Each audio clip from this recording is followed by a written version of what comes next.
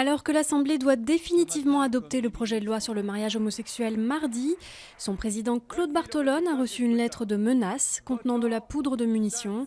Signée du même groupe qui avait visé le juge Gentil en mars, elle lui intime de surseoir au vote. De leur côté, pro et anti-mariage gay ne désarment pas et ont prévu de manifester de nouveau mardi. Giorgio Napolitano a prêté serment devant le Parlement pour son second mandat. Âgé de 87 ans, le président italien a été appelé à la rescousse par les principaux partis pour sortir de l'impasse politique. Il devra aussi s'atteler à la crise économique qui secoue le pays. Près d'1 million de familles se trouvent actuellement sans revenus à cause du chômage. À Boston, le suspect de l'attentat est toujours hospitalisé dans un état grave, mais il a pu commencer à répondre aux questions des enquêteurs. Dzhokhar Tsarnaev est soupçonné d'avoir déclenché 2 bombes et tué 3 personnes lors du marathon, en compagnie de son frère aîné Tamerlan, décédé dans une fusillade avec la police. Leur père et leur tante clament leur innocence et les décrivent comme de bons musulmans. Les cours de morale de retour à l'école dès 2015.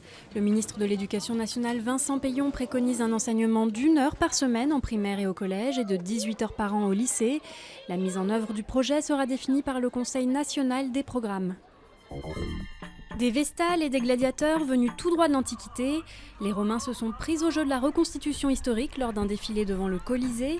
Ils célébraient l'anniversaire de la fondation légendaire de leur ville en 753 avant Jésus-Christ.